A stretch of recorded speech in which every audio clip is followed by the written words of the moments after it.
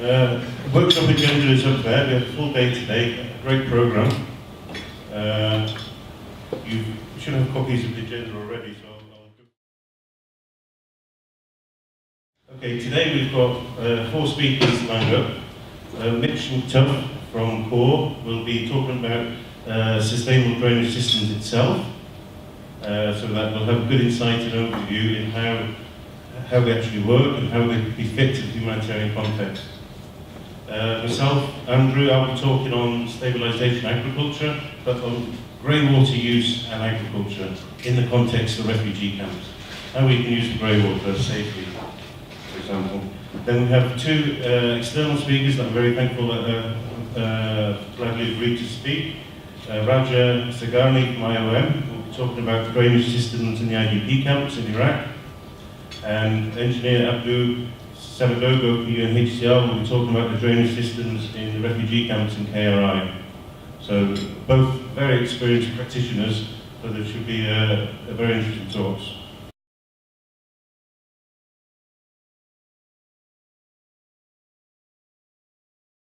Now I hand it over to Mitch, who will continue with the introduction. Thank you. Okay, Andrew's made his introduction. I'll just briefly make mine. I'm a researcher working with Coventry University. Today, what we're going to be looking at is a workshop looking to draw together working professionals. These are professionals, and that's yourselves, specifically in areas such as WASH and CCCM. We're looking to improve existing drainage practices and looking to raise awareness of alternative and innovative sustainable drainage systems here in the humanitarian sector. That's the purpose of this workshop. Right? So some of the objectives we're going to be looking for to achieve from the workshop. We're going to be looking to improve the network between partners.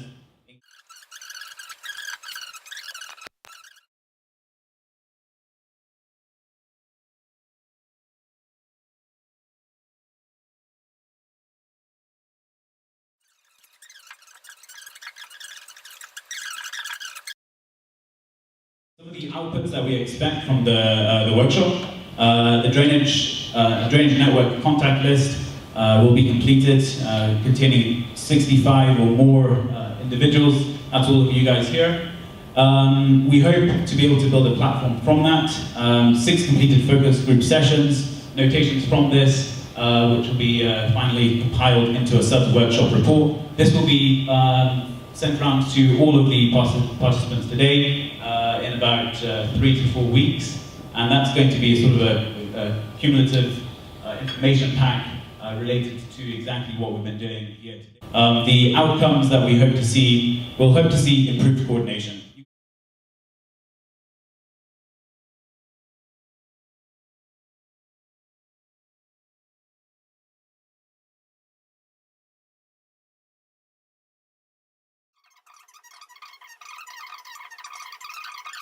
Now, what we're going to do is just a small, simple icebreaker. I know you guys had tea. It's not really an icebreaker. So what we want to do is get certain concerns off our chests, right? These are concerns related to drainage. Okay, thank you.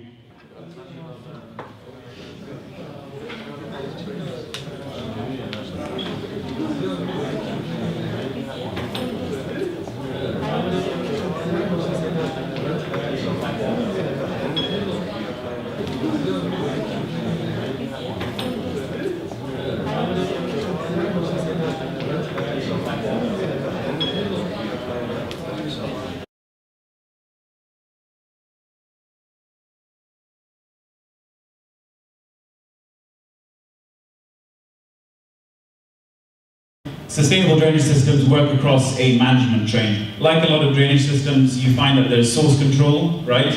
So this is happening at the household, how it's managed, how water is managed at that level. But before we get to source control, there's a very important area, and this is something that was highlighted. We talked about climate change, right? We talked about land use planning, topography, looking at site selection. One of the key elements across the SuDs management train, sustainable drainage management train, is prevention. So you're looking at good housekeeping. And then you move along to source control. When we start to look at the integration of urban agriculture, kitchen gardens, I'm sure we've seen a couple of proposals go out from FAO related to household gardens or kitchen gardens as they were called. Well anyway, that's looking at utilizing water at the household level. You're then seeing site control components put in place. So you might be looking at controlling where the water is going. So where you're seeing in some camps, like IDP camps, we see a lot of stagnant water, sometimes around water overflowing from cesspits or septic tanks, or residents using or showering within tents, right? I think we've heard about this. So the point is ultimately that is looking at site control. You're conveying this water. So along that process, you're utilizing green infrastructure, right? To take the water from the surface underground, not below into groundwater sources, but site control, you go on to regional. So you're using things like wetlands, right? Retention ponds. These are away from the camp environment. So you can see there's a management train. So that's what SuDs is, right? In developing countries, we're still using conventional drainage systems, right? Which is overwhelmed in tropical storms. It's a centrifugal system. It takes it from the center outwards, right? What you're doing is you're reducing, right, the conveyance time. So the speed at which water moves across the surface, these impermeable surfaces that we're creating, exacerbates an issue further down the drainage train. So what we're looking at, we see often upgrades to conventional drainage, retrofits. The same pattern happens from the urban centers that we see in the West, say for example the global North, right? We see that being translated and imprinted in the global South or in humanitarian settings, right? What that means is that we exacerbate and we have to retrofit, which is extremely costly. I've already heard this from some of you. Next, part of SuDs is the use of grass, things like grass swales. So where we see open channels, introducing aggregates and types of vegetation along those channels, right? So you're using green infrastructure, okay? Non-structural measures are equally important, yeah? So looking at introducing, and these are also measures that aren't static, so they can be moved around, just like the people who are living there. So like here, a tree microcatchment. How do we capture?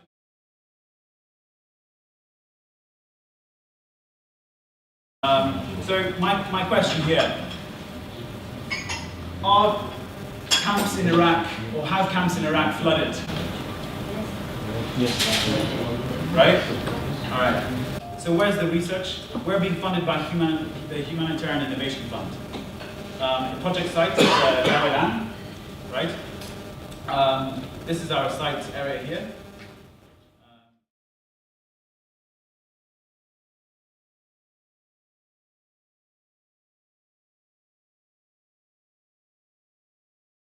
Then is we move one problem, to another location. Often in the case of a camp, it might improve immediately the environment in the camp, but for downstream, it's not necessarily an improvement. And we know for a fact that in Kabato, the cholera outbreak in 2013 or 12 was linked to the wastewater coming from Domis 1. So in the end, the whole stream that goes through that camp was culverted, okay, as a mitigation measure. So what we do, has a downstream effect, and we can use agriculture to manage that. Okay. Again, this is just highlighting, this whole idea of stops at the fence. Okay. Oh, just a quick question about, and it's already been raised this morning, grey water and black water, and the kind of, this whole issue. Grey water, domestic water from the house. From the dwelling unit, so it could be anything from showering water, from washing food, preparing food, from also cleaning clothes, for example. All this contributes to grey water in a camp. Once the black water is anything that contains fecal matter, and often someone's already pointed this out. Often there's cross-contamination between the two. Even some of the systems combine it, and we'll talk about that as well. What we ideally want to do is always keep them separate and then manage the grey water as close to the source as we can, because that also guarantees that we know the quality of the grey water. Once the grey water goes into any open system where a combination of sources are feeding it, we no longer are certain the quality of it because it may be contaminated somewhere along its flow. So the only place we know where it's safe to use and it's the highest quality is where they're producing it in the household. So that's also an important factor to consider. The other thing we want to get away from is this linear waste flows. This applies to any urban area. You tend to find in the rural areas, this is not such an issue. But certainly in any urban area, in any camp, i.e. food comes in the camp, goes out as waste or fecal matter. Water comes in, goes out as wastewater. Goods go in, come out solid waste packaging. You know, there's nothing recycled within the liquid and solid wastes, if you like. And this is what we call a linear system then. Nutrients and water are lost as it goes straight through to a dump, okay, or to a sump. And what we want to do is to turn these arrows around, back into the camp, and feed the camp with certain elements. Safely, of course, always safely. So we end up, you know, example could be composting solid waste. Here, water, grey water irrigation. Grey water, we'll talk about that in this session repeatedly, and then recycling of, you know, a range of solid materials, solid waste. Well, you know what? How I see a camp being resilient is having good environmental protection, environmental sanitation, and food security. And these three things all link in to recycling of grey water, for example, in agriculture. Okay, so we can protect the environment, we can manage flood risk zones, we can improve the sanitation, and at the same time contribute to food security. That sounds pretty resilient to me. The less we can make a camp dependent on external sources, the inputs coming in, the better, the more resilient again it's going to be. And now there's talk that the funding is getting reduced and reduced and reduced for things like sludge disposal, for solid waste collection. You know, we're looking at alternative ways to recover that cost. And one of them is going to be, we're going to start charging eventually. Someone will have to pay for services. As refugee camps, particularly this is only to refugee camps now, as they become urbanized, they will become the new urban centers in many areas like Donetsk, like Pushtafa, and they are going to be as, you know, equally an urban area as Erbil itself. And it's going to be looked at as the delivery of services will be on equal par as well. And there's a lot of benefits of camps. You know, we need to change how we look at a camp and how we can exploit it, if you like, for positive benefits. The types of green interventions we're looking at, kitchen gardens. That's a small garden outside your kitchen door, literally. Okay, very important in a refugee camp, and Sphere Guidelines promotes that, so everyone should be using a kitchen garden. And while the area may be very small for the grower, it's actually, when you accumulate them together in the sense of rainwater infiltration, for example, and for the grey water use that they're using on the garden, it then starts to add up, and the benefits, you get the benefits at the landscape level. And when we're dealing with things like floods, water issues, you can't just stop flooding, but what you can do is you have strategies where you try to reduce the peak flows, okay? And maximising water, you know, from the source and utilisation contributes to that process. Agroforestry, windbreaks, woodlots, orchards, market gardens, seasonal agriculture in and around camps, compost production, surface water pumps. Just have trees that you plant literally to reduce standing water. It just acts like a pump. Really good in a climate like that we are here, with 50-degree summers. Trees just become literal water pumps. Really great way of managing surface water.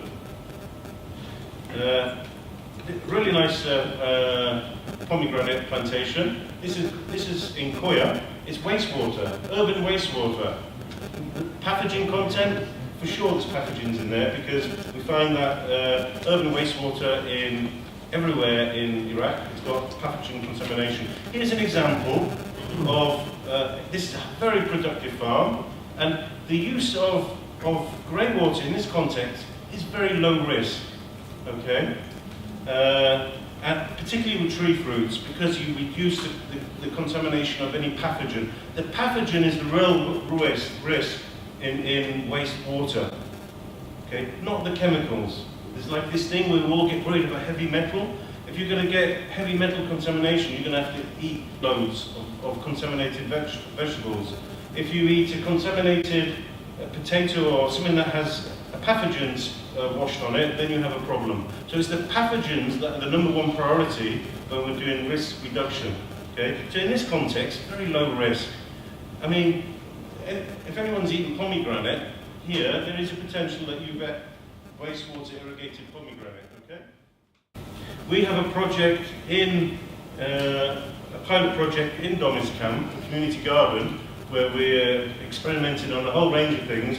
One of them is this little experiment, and it's basically that the line on the far left, on your far left, where there's no bottle, that's the borewell water, the clean water. The next one is grey water taken from a household level, then there's grey water from open drain, and then the last one is what we know is contaminated, the main outlet at Domis, which goes into the direction of the IDP camps down there. Any questions then? In every country I worked, it was always very difficult to convince the people to use actually the sewage to use it in agriculture. Do you have, here we never discussed it, do you have a particular like agriculture? Yeah, sewage, we're not recommending use sewage. The grey water. No, sorry, sorry, but because, my mistake. Because they say no, it's contaminated, so I'm not using it. Yes, you get. I've heard this everywhere I go. There's, chemicals from washing. There's oil and fats we've heard. There's all sorts of reasons that they fear.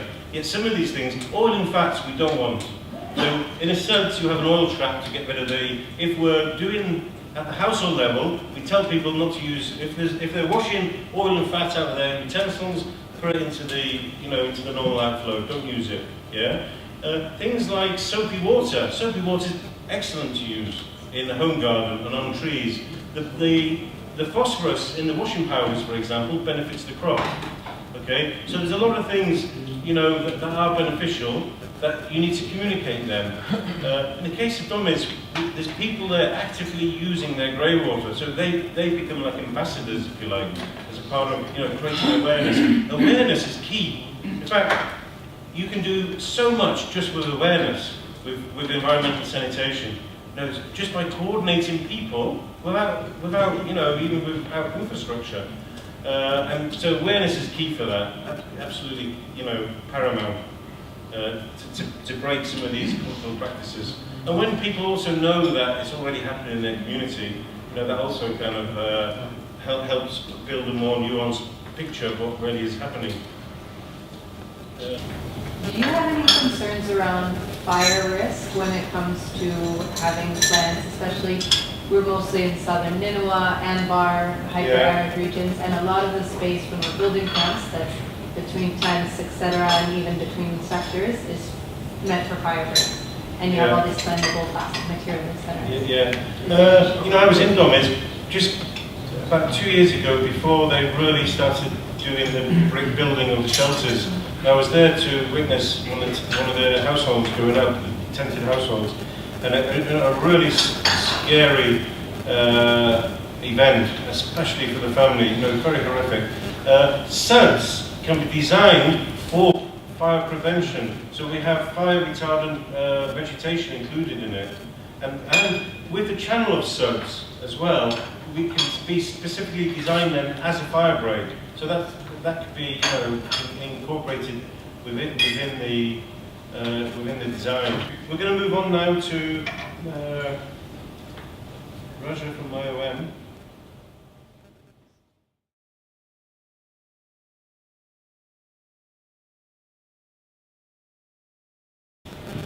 And my background is actually 30 years in the field, working from academics like Dr. Andrew. I was a lecturer in the university and I quit. It got boring, and then I went and did my postgraduate in the United States, and I was working for the government in the United States, building airports. And after building airports and so on, and then I thought it was still boring for me, corporate player. I left and I started working for the Humanitarian organization, that is IOM, and I'm still sticking with IOM. I've been all over the world and mostly concentrating in building shelters, mostly EPC, emergency post-crisis shelters, and camps. And now I'm heading the engineering unit to educate the young minds of Iraqis and other nationals.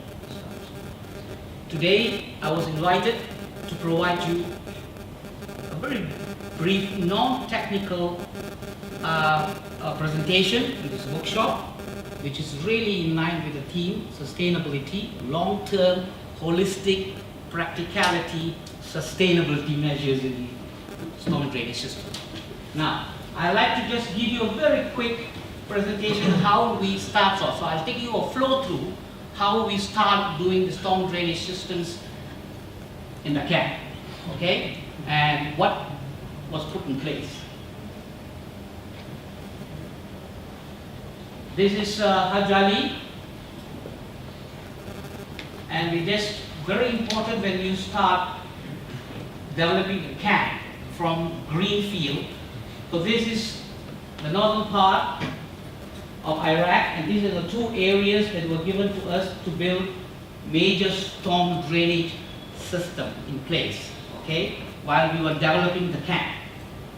We did, this is Giara airstrip, okay, and we have Jeddah. We did not involve ourselves in Jeddah. Yeah. So Jeddah and Giara airstrip from ground up, and then we built Haj Ali camp, okay, the assessment. Next one. This is the facts and figures. We see the Giara airstrip, the total area is 1.4 square kilometer. Haj Ali is 1.1 square kilometer. Jeddah is about 1.1 also, okay, the whole area that we were involved in. In Jeddah, we were doing the upgrade, rehab, after the major flood in May, okay. You see the area for Giara, the capacity about 10,000 households, family about 60,000 individuals. Haj Ali is about 7,500, that's a capacity, okay, in the camp, and 45,000 individuals. Jeddah is 15,400 households, about 90,000 individuals. Next one. Challenges. Flooding happened during the early stages in December, and it just moved on till March. You see, as an engineer, okay, of course you guys are much smarter than me. As an engineer, the first thing we have to do is assessment. And we have another indicators from the meteorological data available, okay, the land geographics available, the social environmental conditions available, okay, and the smell of the ground, whether it's suitable for camp, okay. Here in this part of the world, all this is nothing, is IEDs, okay, whether the camp is free from IEDs, okay, and this is the concept that we have done. Now, after doing all that, we came up with a specific design. Construction started in somewhere in November, December, where the influx of IDPs were coming, pouring in like surge, torrent, thousands of them are coming in. So we were given a plan to construct this 10,000 household camp, okay, in this specific land, okay, where all the details, indicators were done. But during that process, during the construction, we had a major flood from 14 to 26. And during the flood happened, you see in sectors, I'll show you the sectors. Major flooding happens, and there was one area, was a low-lying area in the sector that our calculation, see, always we plan. So flooding took place, major flooding took place. The IDPs were coming in, the camp in that lowland area, I'll show it to you, was flooded. When it's flooded and so on during construction, we know that our design in certain parameters didn't work. Then what we did, we went and did survey, resurveyed topo, the land, and we found out, all can understand English? Huh? Please, if you do not understand English, stop me. Someone can translate, okay? All right. And then we saw what are the areas of surge of water coming into this Giara airstrip. And we saw from all the different directions there were water coming in. There's following it, 30%, 40%, 20%. I will show it to you how the water was gushing into that area and concentrating in one specific area. The flooding took place. Okay? And then what is the rehab measure? We made to do dewatering, remove all the debris that came from the community together, sewer water, the debris, okay, the storm runoffs, all combined everything, and he came up with the pit, okay, of all this contaminated water inside the Giara airstrip. We had to do dewatering immediately. We cut across why they call it an airstrip, Giara airstrip. It's actually a 30-meter airstrip was used by the Brits before. For what? We don't know. Okay? Maybe there's an underground bunker, they were using it before. So that particular airstrip, 30 meter long, nearly about 2 or 3 kilometer long. Okay? This airstrip, we had to cut the airstrip, okay? And then to drain the water away to prevent the people from getting soaked in this storm surge. And then the others and so on, we came up building new drains. How we build the new drains is just no simple calculation. The calculation has to be really done according to the hydraulics requirement. And we did it, and we started dewatering all the water within a couple of days. Okay, next one. These are the areas. Look at this. This is Giara airstrip. Okay, from that entrance over there, all this running parallel is the airstrip. Okay, and it's 10,000 capacity. But we had to build them in phases, phase 1, phase 2, phase 3, because of the surge of influx of IDPs were coming in. When they're coming in, when we were approaching E and F, the rainfall came. I'll show you some pictures. The rainfall came, it whacked the whole camp. Not only in that areas were affected, the areas at the back are low-lying areas. Remember I showed you 3 different areas where the flood water was coming in. Not only flood water, the water from the community. See, in this part of the world, I've served in the worst region in the world. I love Iraq, no doubt. But Iraq, the government they need help, okay, from international organization in order to sustain the environment. Okay, so what happened? Now, look at this, what happened? Huge flood, major flood, all the design we have done.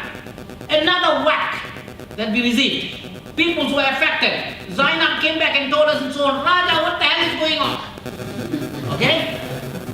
And I look at my engineers, what the hell is going on? Okay? And they came back and told me, you are responsible. Okay, fine, now I'll take the load. I'll make Caroline happy and all my other 8 agencies happy. So what we did, we went back, can you go back? We went back and studied where the problem occurred.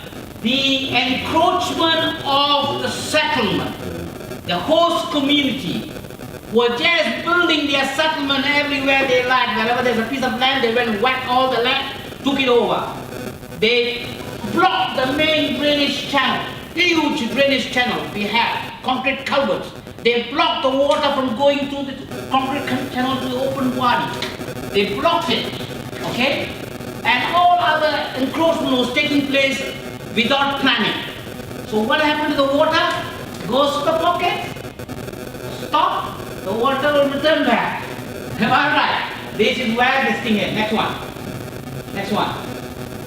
Look at that. Flooding thing. Next one.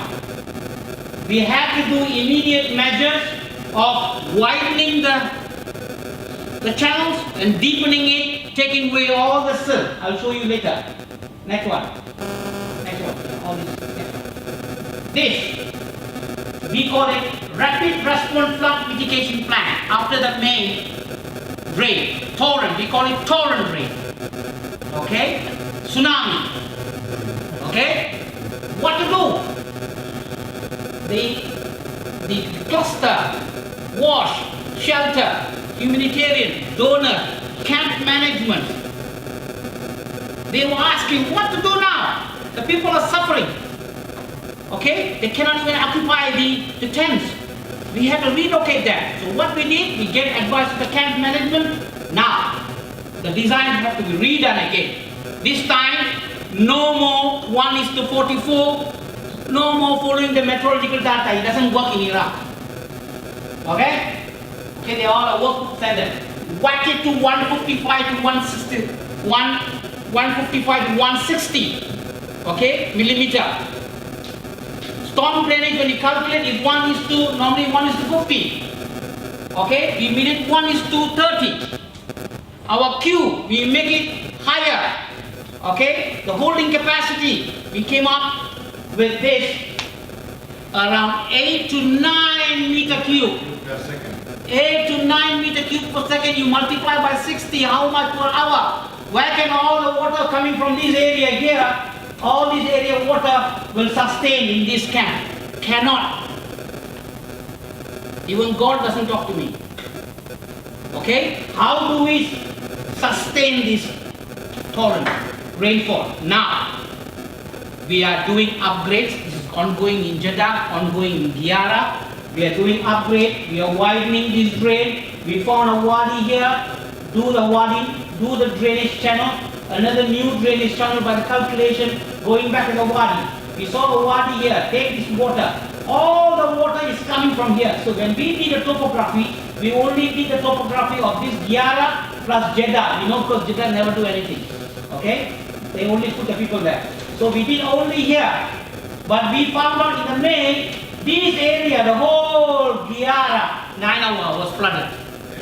Am I right? Anyone from Nainawa? Yes. Erbil was flooded also, right? So Giyara was worse. It's flooded. So all the water was coming inside here. Because discrimination, how do you say that? Human encroachment. Okay? They disturb the natural setting. Am I right? And all this water. So we did now, is going on. All this is widening is going on, and we are going to do it. Now, what is the solution right now to prevent another flood coming up in November, December, March, and also in May? Next one. You see, we came up with this plan of how to do a catchment area, how to do the diversion of water, okay? So this is the upgrading. Now the upgrading measure is going on. Unconventional system. We are going to have a berm. This is an open channel system. We're going to have a berm now. All this area of a high torrent of rain coming, we're going to have going through the open channel, going through the berm of 2.5 meter high berm, okay? Coming water, this is a fencing area into Giyara. Water is coming from here. First goes here, overflow goes here, and then come back to this berm. So the berm methods is the one that's going to prevent the high runoffs coming into the settlements. Right? Okay, any more questions you want to ask? Just one quick note. I think answering one of your questions from the perspective, one of the things we learned from camp management and the engineering side by talking to the beneficiaries was one of the big issues we had with these big open channels was that people were like pushing the sediment down to create bridges to walk across, because you've got in this cluster of camp 130,000 people, and they're going, you know, one cousin lives in this sector and a cousin lives in this sector. So in order to prevent this, we had to construct how many now? I mean, hundreds of little pedestrian crossings, either metal, we've done it with wood, etc., and even earthen crossings, so that people can go over and cross without ruining the drainage itself, because they were pushing trash and all sorts of stuff through. And like Mitch pointed out, if you have these blockages. So I'll hand over now. Thank you very much, Andrew, and we'll carry on. Thank you, and good afternoon. I think that I will not have too much to say after the presentation of Dr. Ayuel, who has said many things, and also after this good lunch that we have just had. I think. So what I wanted to present is just the way we manage drainage in refugee camps, some of the challenges that we have, and the ways forward that, as a question, I would like just us to have in mind, and then maybe discuss if need be. it's important that we talk about where we are coming from. As of now, we have more than 240,000 refugees in Kilkai, mainly located in Erbil, Sulemania, and Douk, in 9 camps, and 30% of those refugees then are posted in those camps. So it means that the majority of the Syrian refugees live outside camps. Many people don't realize, but the majority of the refugees are not, because they are outside. So they live with host communities, they live in small towns, they live in peri-urban areas, etc. But the issue of drainage that we are talking here is the issue that is pertaining in camps. A little bit of history. When the emergency started in 2013, the main type of solution that was found is to respond to this emergency was, in terms of sanitation and drainage, was the construction of basic toilets that fed holding tanks, drainage channels, and also simple pit latrines, V channels that were not always all lined to evacuate the grey water. And we can say that the overall drainage system was quite basic. As you can see here, we started from tented type of shelter, earth channels, and now we are improving. Mainly in Erbil refugee camps, basically the investment were focused on cesspool and mobile latrines. Grey water was transited, as I said earlier, into separate pipelines, because that was from the onset adopted, which is different from what was adopted in Douk. The black water was managed through mobile latrine, and the cesspool were also constructed to be connected to the septic tank when those septic tanks will be constructed. You can see here the type of mobile latrine that I was referring to, the type of cesspool that we have built in Erbil refugee camps, and the type of earth terrain that we started with in 2013-2014.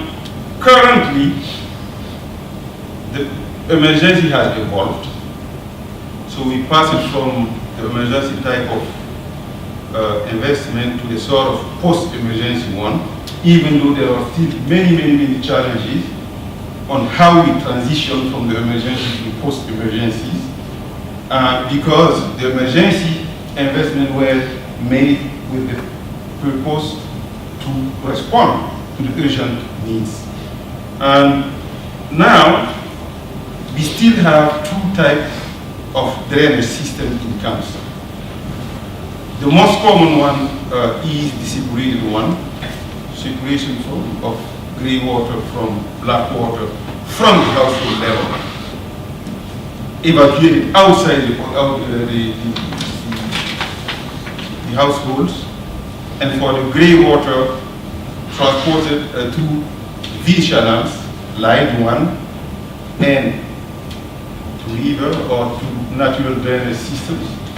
But for the black water, the most common system that we have is still the use of on-site sanitation, made mainly by septic tanks and cesspools. So it means that we are trying to eliminate this grey water on-site.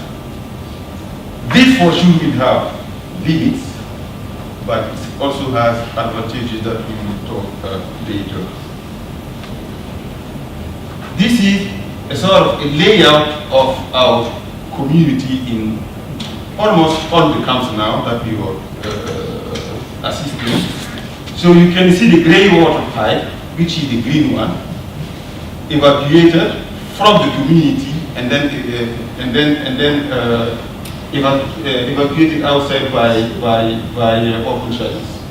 And the red pipe that you see is the black water pipe, which goes into a septic tank. I don't know is it. So you can see the septic tank, the rectangular one, and then 2 cesspools. This is a common layout. We are trying to improve it, but basically this is the way of drainage system that we have in camps. The second variant that we have is different from the previous one because we are trying to collect all combined waste together, black and gray in the main pipe, and evacuate it to a big septic tank equipped with double or triple buffer walls, and then we evacuate it into the environment. This system is not common. We have just had it in Arbat refugee camp in Sulemania, but also in Kushtaba. It's important to, when we are talking about drainage using these types of systems, we realize that the choice of the technology and the choice of the materials is very important. In most of the time, you are thinking about the use of local materials, which is good because it promotes many types of benefits like livelihood, etc., and labor. But the problem is that sometimes you will find that you will not making a good investment all the time because more and more we have, let's say, new technologies that can be injected in the drainage systems, and the market now offer a variety of items in terms of septic tank, in terms of improvement of cesspool that we can tap into in order to have relatively low cost, fast, efficient, and durable type of response. What you see here is a DWDP type of casing that was we have used in one of our camps, to seal and to case the septic tank. But we have also used it in other camps, prefabricated septic tanks, which is quite fast to install, and which solve definitely the problem, the risk of infiltration of the rainwater into the septic tank, because it comes already sealed. Then you don't have to seal the top level with any concrete. You can use it. It's flexible, it's fast, and it's also relatively low cost. We face a constraint, to be honest. We face a constraint in all these issues, because initially, as I said, the response was to respond to the emergency situation. Thousands of people arrived and then need to be sheltered as fast as possible. And later on, you need to move to something different, something durable. While in the past, you didn't have all the setups to respond to this long-term need. What I mean is that concretely, if you take at one aspect, which is the reuse of water part that we have talked this morning, it's important for us now to see how we are going to reuse the grey water. But the use of the grey water needs, first of all, that we see the whole chain. How can we have more value of the water, the grey water that we can? Many examples have been presented in the case of Togo with the example of lemon tree. These are maybe good examples that we need maybe to replicate in all the camps, provided that we have almost the same setup in terms of land. This is one of the prerequisites. And once we will have it, and then we have the awareness aspect of the population to make them, to adhere to the concept, it can be replicated, I think. Based on that, we realized also that there was one main issue that we were faced. Someone has pointed this morning that a good drainage starts from the household level. What we have realized in Do, for instance, which is more visible, I think that collective Do can support that, we realized that many households are mixing the gray and black water at the household level. We did a survey last year. We found that even the water coming from washing machines, people have disconnected it and then connected it to the water, to the water pipe going to the black water pipe going to the septic tanks, where the septic tank has not been designed to absorb huge quantity of gray water. So the consequence is that we are facing now with a very, very premature and frequent fills up of the septic tanks, which require regular emptying, and this is very, very costly and cannot be sustained for the long run. So awareness of the communities, awareness of households on how to use the value system seems to be a very important key to start with. Otherwise, we will not reach the best and optimize the system that can last long. Another difficulties that we were faced is how we consider the concern of the host communities. The example that was presented this morning was quite important. Drainage should not stop at the fence of the camp. So the downstream aspect is very important. And now we have a demand in many camps, even in Erbil, in Dar es Salaam, this is another example, on yes, you are sanitizing, you are draining water, but you are still ending in the host community. So unless we find a common ground, we find a common activity, or a common activity based on the use of this grey water, that will interest both communities, refugees and hosts, we will not solve this problem, but we are not there yet, unfortunately. One point that I wanted also to highlight is the land tenure.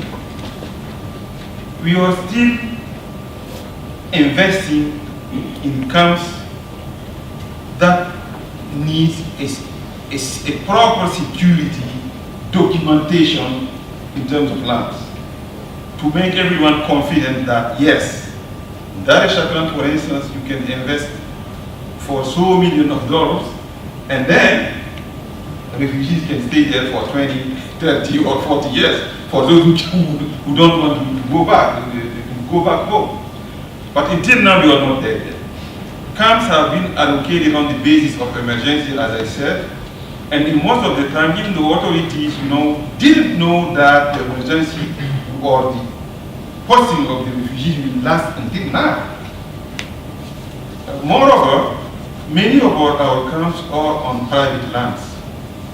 So it means that these lands belong to families who can come later in 10 years or in 14 years saying that, yes, this is my land, so give land back to my family because you want to use it for what? Or many of them are located in public areas which have already been allocated in the spatial plan, have already been allocated to other activities, such as agricultural activities or green zoning, etc. So there is already a destination for this place. Domis is one example of that. So now the way that we were working is to clear this with the authorities to make sure that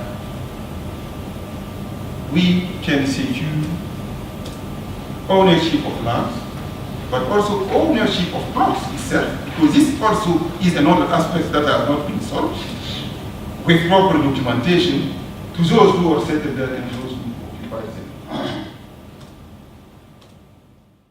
I will not go far, I will just stop here.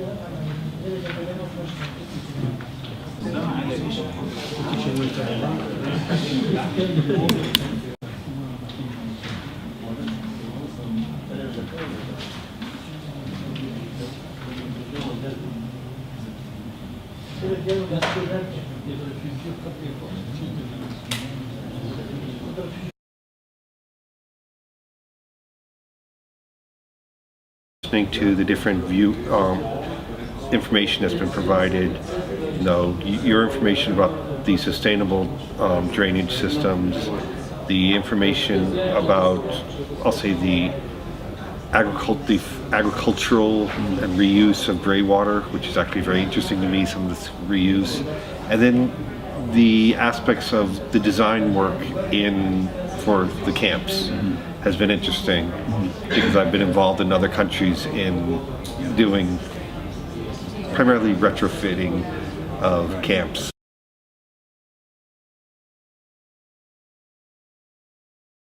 Very much so. There's just who's responsible, because it's sort of the unwanted stepchild of, shelter, camp management, WASH. No one really wants to take responsibility for it.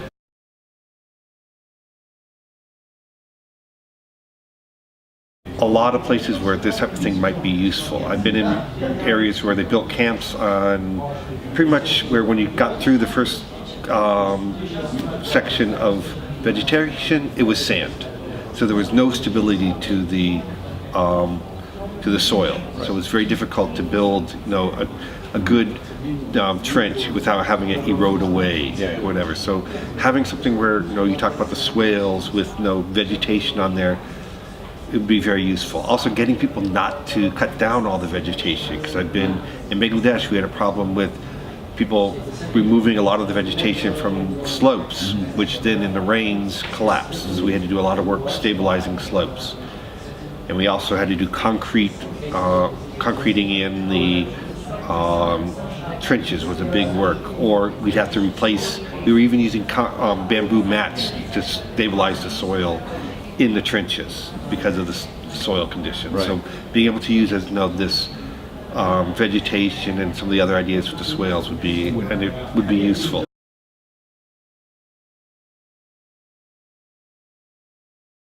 I think one of the big things here, we need better, for me, water recharge. Even though if you have a slow recharge, you'll get usually a biological layer built up in the sand, which will treat the water as it goes through, so you won't have as much pollution. But it also, there's a big problem here with the water table dropping.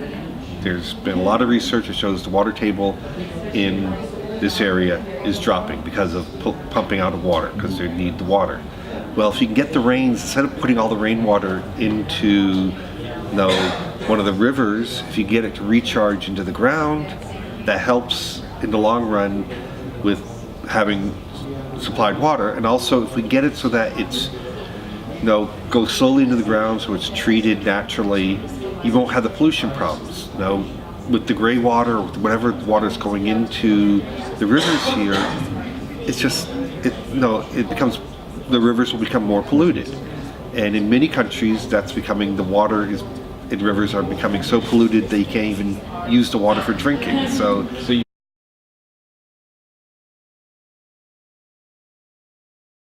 Let's do it as much as possible, treat it in the camp, put it back into the soil, especially if, as I said, if we can get the natural treatment of the water, even if there's some gray water mixed in. I mean, if you're helping the water table, the local communities will be much happier. And just having this polluted water come into their communities, you're going to have troubles with, they may start blocking it so that it doesn't come into their communities or other things. So it's to help try to maintain a good relationship between the camp and the communities. You need to have as low impact from the camp on the community as possible.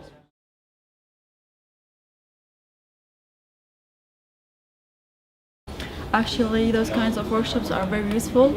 I had a poor background about these issues that are really exist on the ground, let's say especially in the camps that I am dealing with currently. Those problems actually exist on the ground, and we are not aware of it and how to solve these kind of problems.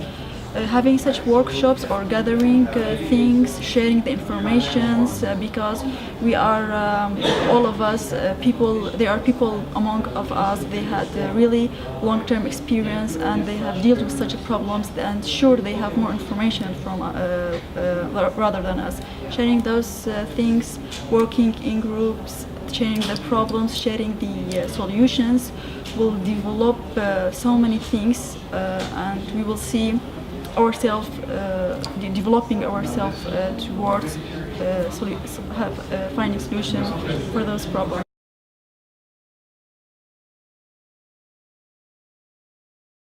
Maybe the poor coordination. I would say about since we are talking about drainage, we are draining water. So I think it's the responsibility of WASH cluster poor coordinating between the partner and the WASH cluster, as the partner is on the ground and knowing that this issue is happening, so he has to coordinate with the cluster and how to do so. I think mainly that is between this coordination should be between the partner and the WASH cluster. Later on, it could be with the CCM, the partner on the ground, and coordinating with the WASH cluster.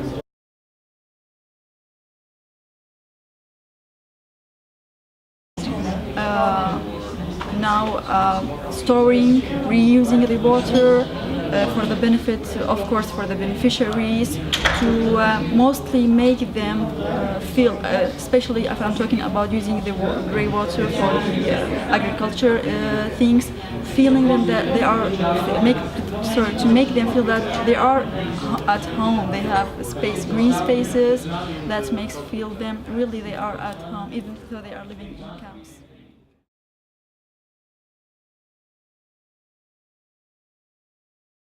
So the impact of this workshop will be more understanding about the drainage system in Iraq and the issue related to the drainage system, which has been discussed all today.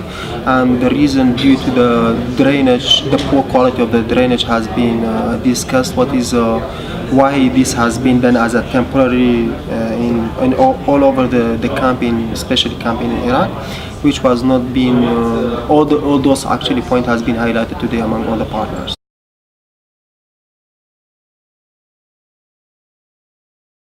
So basically, this can be as you just mentioned. Actually, we were in the emergency way, and now we are way forwarding for the integration with the development actors and development way, let's say, phases.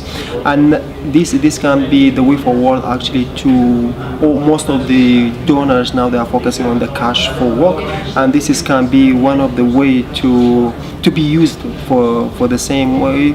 And cash for work, it can be the way to training the capacity building for the community, and to provide them trees so they can actually build whenever they would like to what type of the trees. So in this way it will be like slow down the speed of the water, and then has an impact of the preventing the flooding into camps and area where it's let's say has a flooding issue before.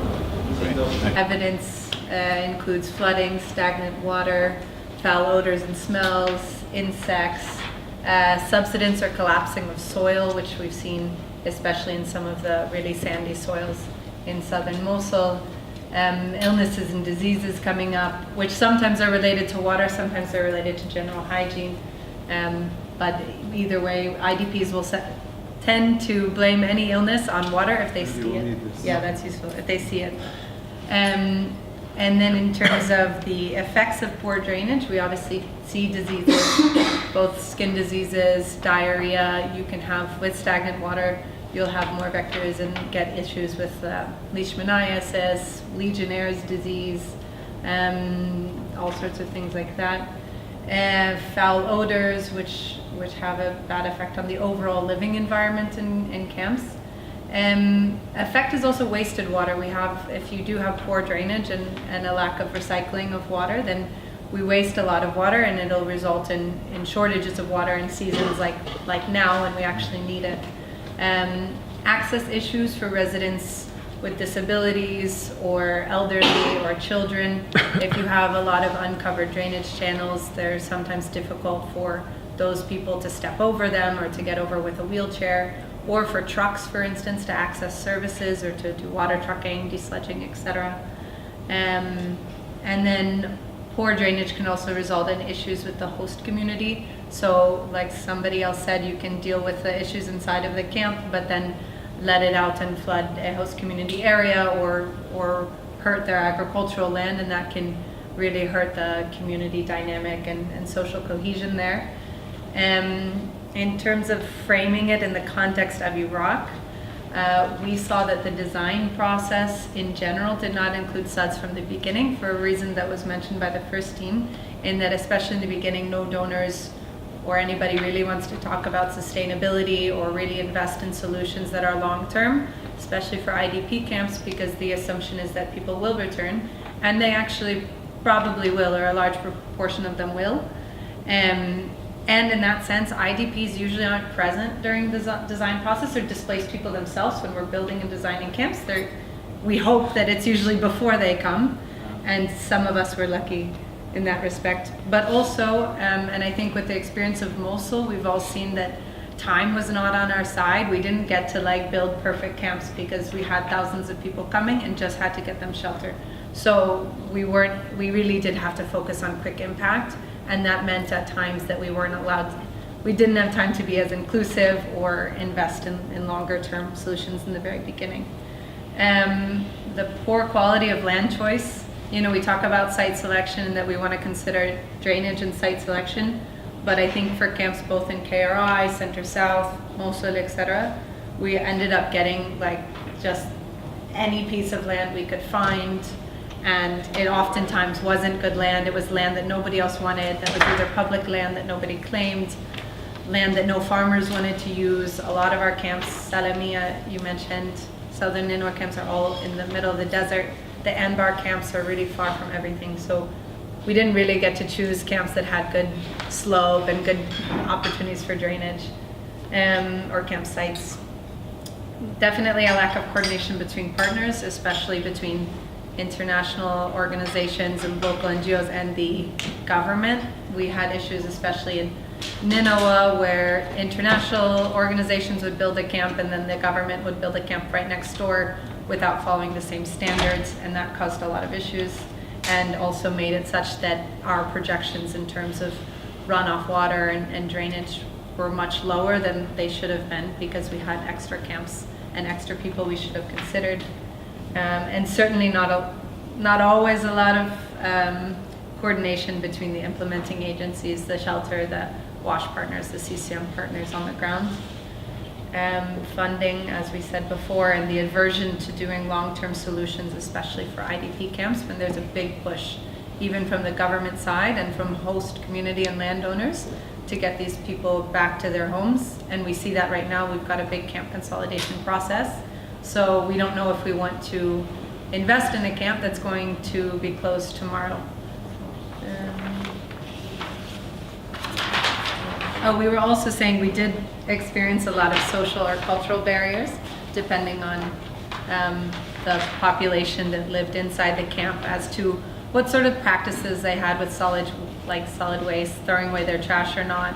We see that certain populations are a little bit more receptive to recycling water or collecting rainwater or throwing their trash in bins themselves or doing self-help cleaning, etc. And certain populations were not, and that's kind of a cultural thing that we have to deal with hygiene promotion, etc.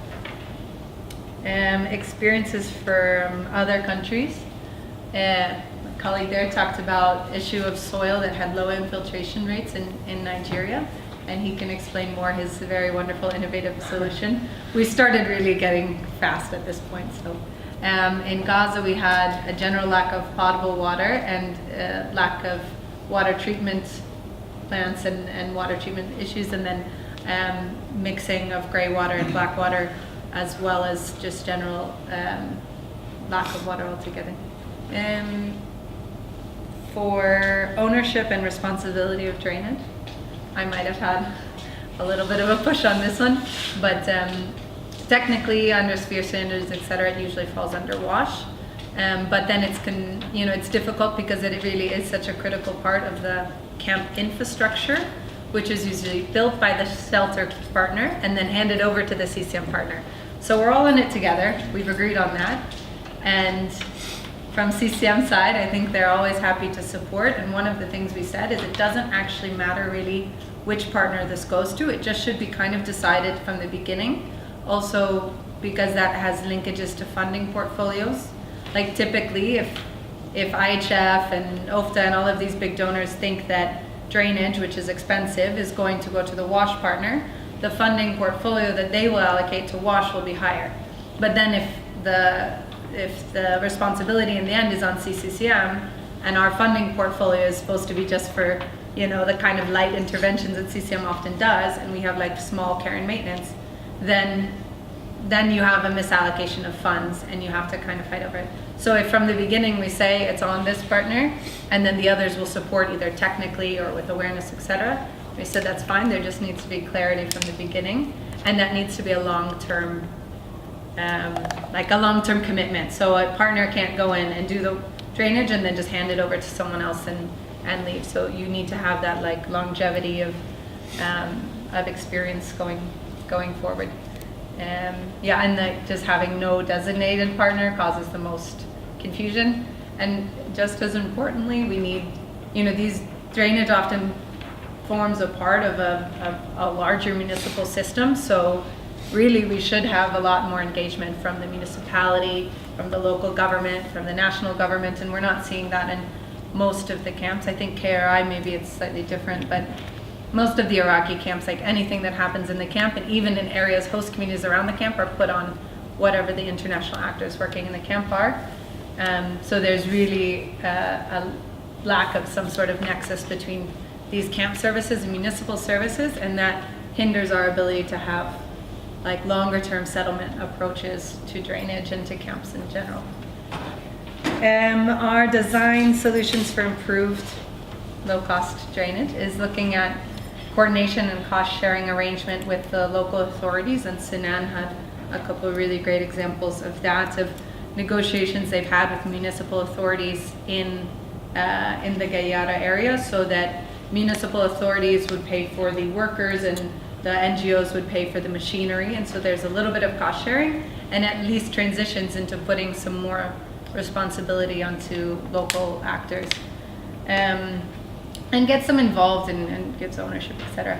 And then we talked about increasing the level of household services. So in a lot of these camps, Salamia, Gayara camps, a lot, even KRI, you had a process in the refugee camps, whereby originally you had 20, 40 people per latrine and, you know, really rudimentary drainage, and then you had a camp improvement, like, and I know Zainab and a lot of the colleagues have worked on that, and that's something that's needed for some of the Mosul camps that will return or remain long term, and even camps in Anbar, Amare, Fallujah, and some of these camps that will remain in the long term or have protracted IDPs.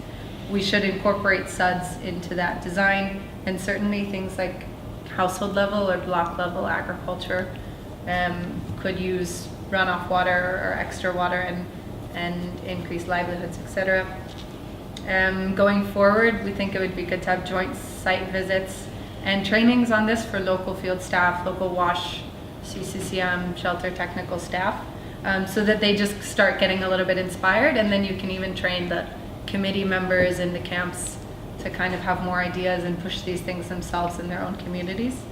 And then we also thought a technical working group convened maybe jointly between WASH and CCCM, especially at this point when we're looking at camp upgrades, would be really useful to see how we can especially try to do some low-cost interventions on this. So, there you go. Any questions?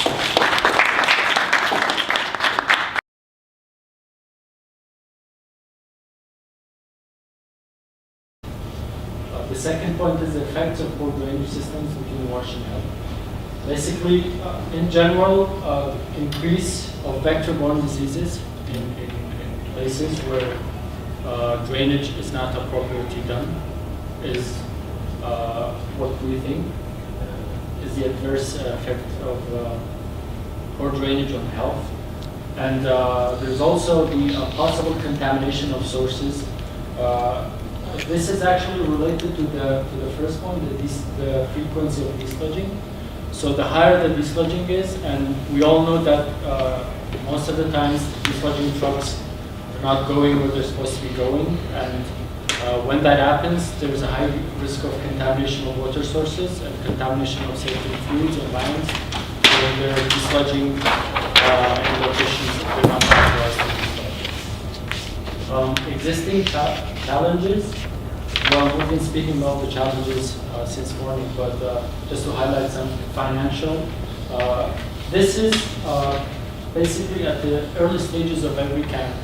If you ask donors for sustainable solutions, they will disagree with you under the impression that it's an emergency camp. It's not going to be an emergency camp. It's going to be there a long time, and then when they come back with a plan for sustainable solution, it's much more difficult to implement. You have a lot of people, too many variables moving in the camp, and we've seen this in practice fail actually. For example, in Harsham IDP camp, even though the retrofitting system came back, but it failed miserably. And that the cost for the second time that it came back, if it had been implemented first at the beginning of the camp, it would have been much cheaper and much easier. We also have institutional problems.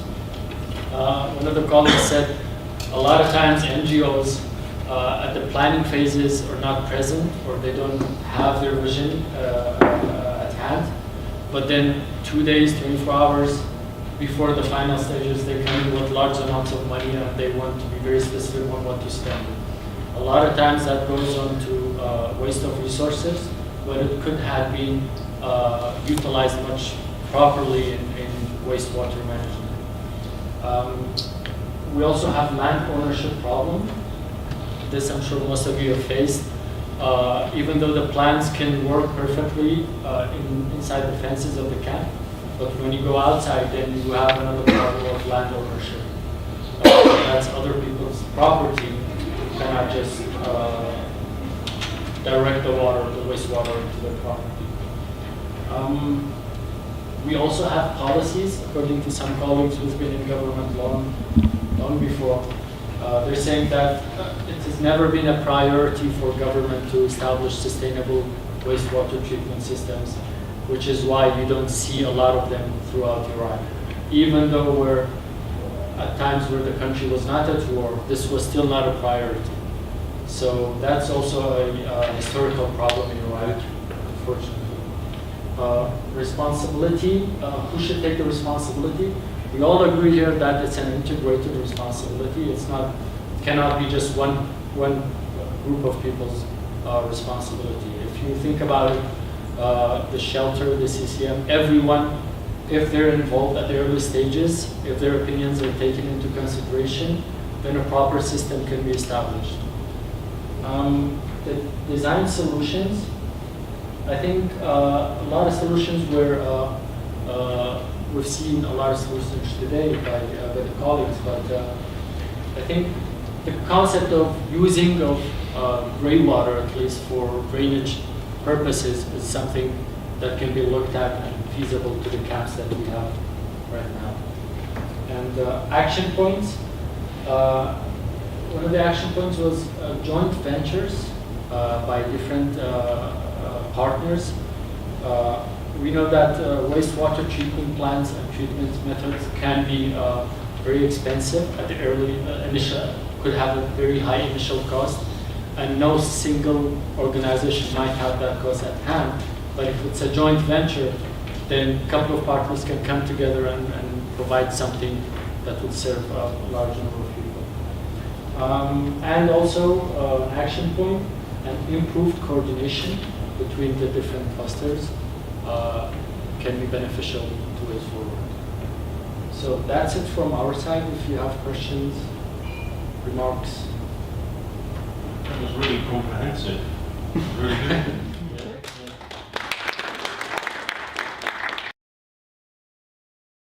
For our group, I will just be talking about those has not been covered. One of the point number 5, which is the ownership and responsibility. As all of you know, for today's drainage is following under the CCM, which is something we discussed among our groups, and it should be actually under the WASH, which is the technical capacity is more in the WASH, and in terms of the funding also is the big issue. Where should go actually, especially when it comes to the IHPF and the other donor, is not clear basically where it should go. That's what has been highlighted by our colleague as well. And the number 6, design and solution, that's what we talk about is the low-cost intervention is to make a greener places among the camp. That can be actually to slow down the water, and it can be also to mitigate or prevent the flooding when flooding it happens. That can be a low-cost intervention. While as an action point or going forward, this is something, as you all know, this is most of the donor is now they are talking about the cash for work. And this is something can be actually a benefit from the emergency to the development or early recovery. Something can be included, same thing for the rest of the intervention we are doing. Cash flow can be used for the training the community and to provide them the trees. So they can actually tree wherever they would like and what type of the trees they can do. And this can be done through the raise awareness through the community leader or imam or whatever to be included in this.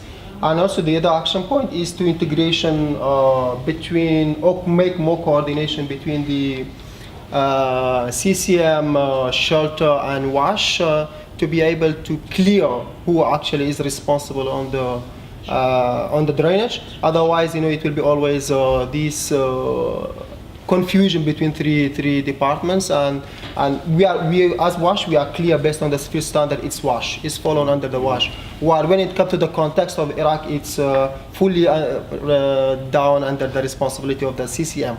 While WASH also is doing a part and shelter is doing another part. Thank you. Thank you. If there is any question.